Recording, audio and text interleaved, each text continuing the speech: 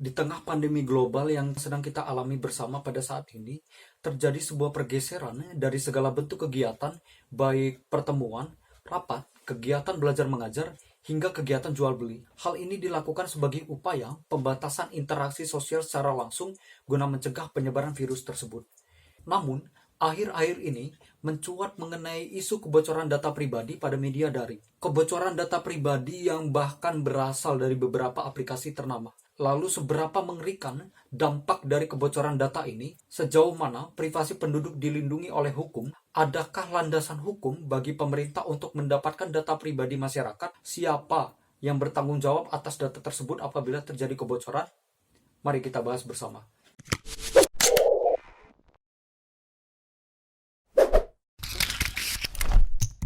Nah, di video kali ini kita akan membahas mengenai isu yang saat ini sedang marak berkembang di masyarakat mengenai kebocoran data pribadi yang berasal dari beberapa aplikasi ternama.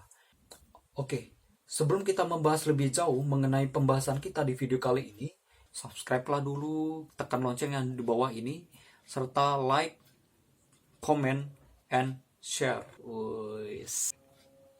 Oke, jadi yang pertama, data pribadi merupakan suatu hal yang konfidensial, di mana tidak sembarang orang dapat mengakses, menyebarkan, atau bahkan membocorkan data pribadi milik orang lain kepada publik begitu saja. Kemajuan teknologi informasi dan komunikasi membuat batas privasi kian menipis. Berbagai data-data pribadi semakin mudah untuk disebarluaskan. Adapun mengenai pengertian data pribadi dapat ditemukan dalam Undang-Undang Nomor 24 Tahun 2013 tentang perubahan atas Undang-Undang Nomor 23 Tahun 2006 tentang administrasi kependudukan, Pasal 1 Angka 22, yang berbunyi, data pribadi adalah data perseorangan tertentu yang disimpan, dirawat, dan dijaga kebenaran serta dilindungi kerahasiaannya. Lalu, secara konstitusional, negara melindungi privasi dan data penduduk masyarakat, sesuai dengan yang diamanatkan dalam Pasal 28G Ayat 1 Undang-Undang Dasar Negara Republik Indonesia tahun 1945 yang berbunyi, setiap orang berhak atas perlindungan diri pribadi, keluarga, kehormatan, martabat, dan harta benda yang berada di bawah kekuasaannya, serta berhak atas rasa aman dan perlindungan dari ancaman ketakutan untuk berbuat atau tidak berbuat sesuatu yang merupakan hak asasi.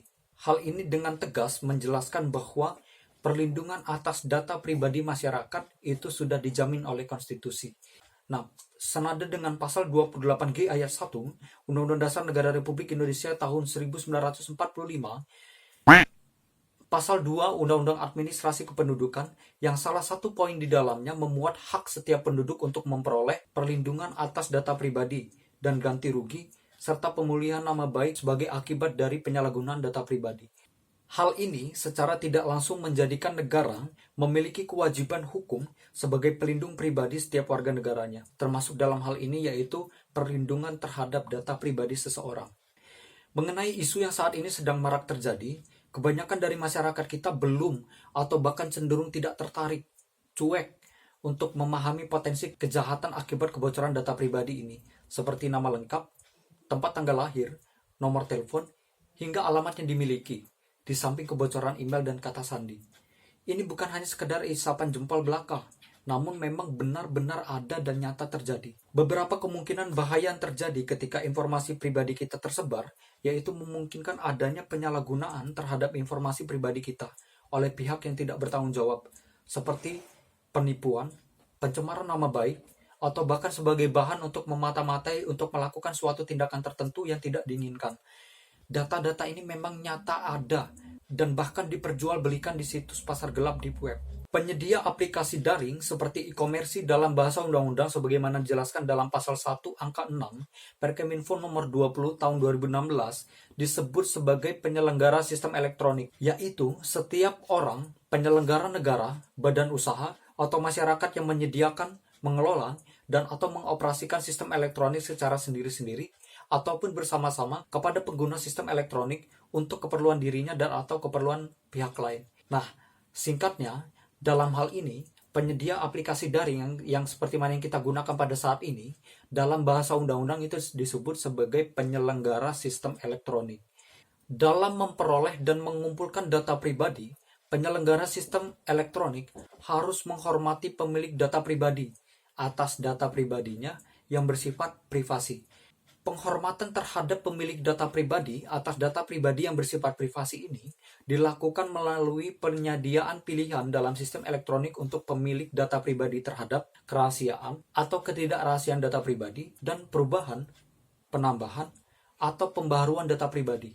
Namun, untuk keperluan proses penegakan hukum, penyelenggara sistem elektronik wajib memberikan data pribadi yang terdapat dalam sistem elektronik atau data pribadi yang dihasilkan oleh sistem elektronik atas permintaan yang sah dari aparat penegak hukum berdasarkan ketentuan peraturan perundang-undangan. Data pribadi yang dimaksud merupakan data pribadi yang relevan dan sesuai dengan kebutuhan penegakan hukum. Lalu, bagaimana jika data pribadi yang disimpan oleh penyelenggara sistem elektronik ternyata diretas oleh orang yang tidak bertanggung jawab? Perbuatan hacking atau meretas termasuk mengenai ketentuan pidananya telah diatur pada pasal 30 Juntis pasal 46 Undang-Undang Nomor 11 Tahun 2008 tentang Informasi dan Transaksi Elektronik. Jika terjadi peretasan, ini berarti bahwa penyelenggara sistem elektronik dianggap telah gagal untuk melakukan perlindungan rahasia data pribadi dalam sistem elektronik yang dikelolanya. Nah, kita sebagai pemilik data pribadi tentu memiliki hak untuk memutuskan apakah kita ingin membagikan beberapa informasi yang kita miliki atau tidak, siapa saja yang memiliki akses atas informasi pribadi kita, untuk berapa lama, untuk alasan apa, dan apakah seseorang diizinkan untuk memodifikasi beberapa informasi tersebut. Nah, memang iya, sebagaimana yang kita ketahui bahwa orang Indonesia itu merupakan tipikal orang yang cepat melupakan sesuatu. Walaupun hal ini terjadi di beberapa aplikasi ternama, kepercayaan publik terhadap aplikasi tersebut ini akan pulih dengan cepat, akan berjalan kembali normal saat orang-orang membutuhkan aplikasi ini. Salah satu contohnya yaitu untuk kebutuhan kegiatan belanja secara daring. Sementara data yang dimiliki sudah bocor kemana-mana. Regulasi mengenai perlindungan data pribadi termasuk mengenai ketentuan pidananya sebenarnya masih terpencar pada 32 ketentuan perundang-undangan. Dan sayangnya, belum terdapat konsep payung hukum khusus yang komprehensif dan terintegrasi untuk mengatur soal perlindungan data pribadi di Indonesia. Saat ini memang sudah terdapat rancangan undang-undang mengenai perlindungan data pribadi yang saat ini sedang dalam proses pembahasan di tingkat parlemen. Harapannya, rancangan undang-undang ini menjadi wadah dalam menjamin perlindungan terhadap data pribadi dan masyarakat lebih peduli tentang betapa berharganya data pribadi yang kita miliki, termasuk mengenai informasi dasar seputar diri pribadi kita. Nah, jadi itu saja mengenai pembahasan kita pada video kali ini. Semoga bermanfaat. Terima kasih telah menonton video ini, dan sampai bertemu di video berikutnya.